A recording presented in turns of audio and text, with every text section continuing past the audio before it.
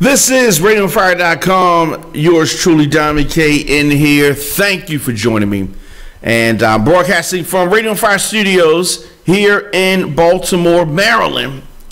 So the Chris Brown defamation lawsuit could result in a number of different rulings. Will he win? Will he lose? Now, this Chris Brown accuser, through her lawyer, said that she was allegedly psychologically pressured to have sex with him. And now she says that she wasn't physically forced to do this, but she still said that it was non-consensual sex. That's kind of strange now. So she said that she wasn't forced physically, like they didn't make her do it by force. She felt pressured to do it psychologically. So Chris Brown has responded with a defamation lawsuit against her. Now, there's a huge difference between what happens in the court of public opinion versus what happens in the court of law. Now, a lot of times, I don't know if people really know the difference. So you have a superstar who's an American in a foreign country, and that right there can hold its own set of challenges. So generally, you know, the French guard their privacy.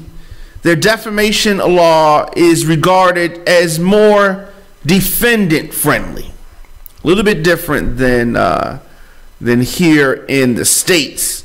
So, of course, people litigating foreign claims, foreign land, often are unaware of the local customs that happen.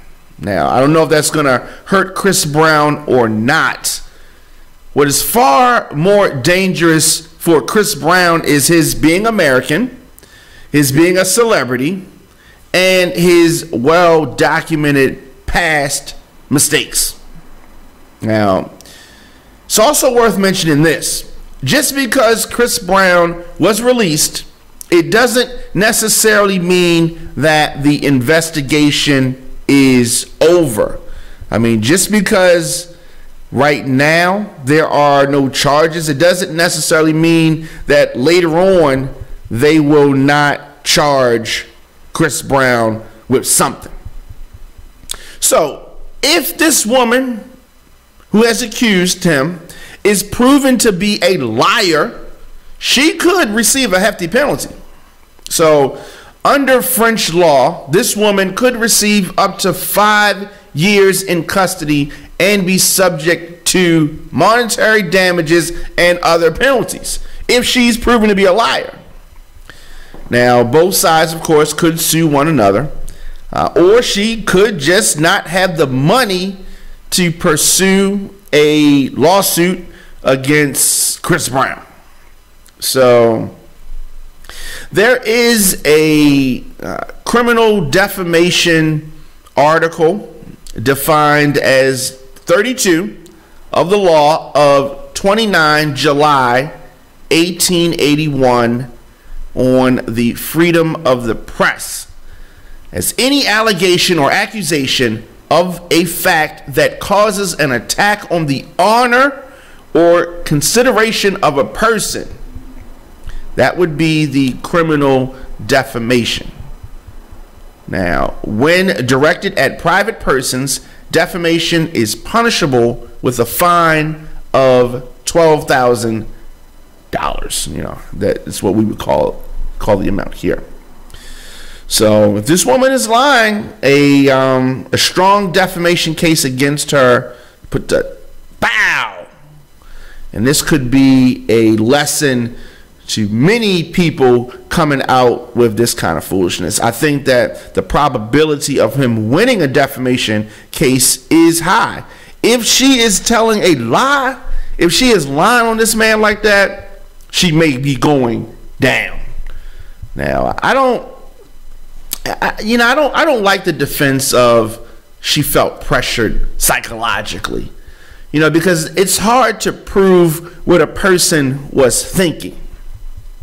So if you're at a job, and we talked about this on other shows, if you're at a job and you feel pressured to have sex with your manager, and if you don't have sex with your manager, in your mind, they didn't force you physically, but you feel that maybe you might lose your job if you don't. That could be psychological pressure.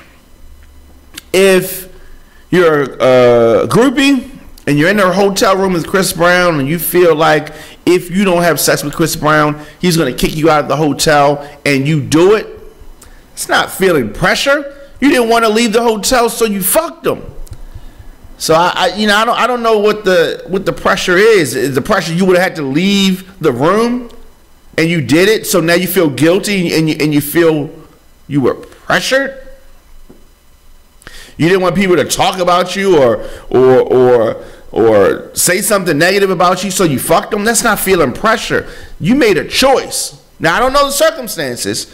Time is going to tell. Let me know your thoughts in the comment section. Instagram, Facebook, Twitter, at The Dominic K Show, at Radio on Fire.